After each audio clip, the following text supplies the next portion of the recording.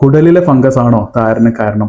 തലയിലെ താരൻ മാറാൻ വേണ്ടിയിട്ട് പലതരത്തിലുള്ള ട്രീറ്റ്മെന്റ് എടുത്ത് പരാജയപ്പെട്ടവർക്ക് ഈ വീഡിയോ ഒന്ന് അയച്ചു കൊടുക്കുക. നമ്മളിൽ പലരും വളരെ സെൻസിറ്റീവാണ്. അതേപോലെ തന്നെയാണ് നമ്മുടെ വയറും നമ്മുടെ സ്കാൽപ്പും, അതായത് നമ്മുടെ സ്കിന്ന്. നമ്മുടെ വയറിനകത്ത് പ്രോബയോട്ടിക് ഉണ്ട്, പ്രീബയോട്ടിക് ഉണ്ട്, ഒരു ഗട്ട് മൈക്രോബയോം ഉണ്ട് എന്നൊക്കെ നമുക്കറിയാം.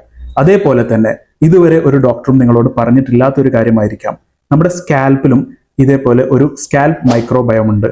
അവിടെ പ്രോബയോട്ടിക് ഉണ്ട്, പ്രീബയോട്ടിക് ഉണ്ട്, നമുക്ക് യൂസ്ഫുൾ ആയിട്ടുള്ള ബാക്ടീരിയകളുണ്ട്, ഹാംഫുൾ ആയിട്ടുള്ള ബാക്ടീരിയകളുണ്ട്, ഫംഗസ് ഉണ്ട്, വൈറസ് ഉണ്ട്, പാരസൈറ്റുകൾ ഉണ്ട്. ഈ ഒരു സ്കാൽപ്പ് മൈക്രോബയോം ബാലൻസ് തെറ്റുമ്പോഴാണ് ഡിസ്ബയോസിസ് എന്ന് പറയുന്നത്. അത് കുടലിലല്ല, സ്കാൽപ്പിലാണ്.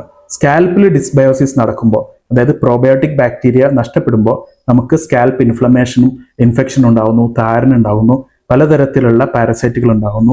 ഇതൊക്കെയാണ് സ്കാൽപ്പിൽ സെബോറിക് ഡെർമറ്റൈറ്റിസ്, താരൻ, ഡാൻഡ്രഫ്, ഇൻഫെക്ഷൻ പലതും വരാനുള്ള ഒരു കാരണം. ചില വീഡിയോസിലൊക്കെ നമ്മൾ കാണാറുണ്ട് പ്രോബയോട്ടിക് അകത്തേക്ക് കഴിച്ചു കഴിഞ്ഞാൽ മാത്രമാണ് സ്കാൽപ്പിലുള്ള താരൻ മാറുകയുള്ളൂ എന്നുള്ളത്. പക്ഷേ സ്കാൽപ്പ് പ്രോബയോട്ടിക്കുകളുണ്ട്. നമ്മുടെ സിറം അല്ലെങ്കിൽ ഷാമ്പൂലൊക്കെ സ്കാൽപ്പ് പ്രോബയോട്ടിക്കുകൾ ഉണ്ടെങ്കിൽ ചിലപ്പോൾ ഈ ഒരു താരൻ മാറാൻ സാധ്യതയുണ്ട്.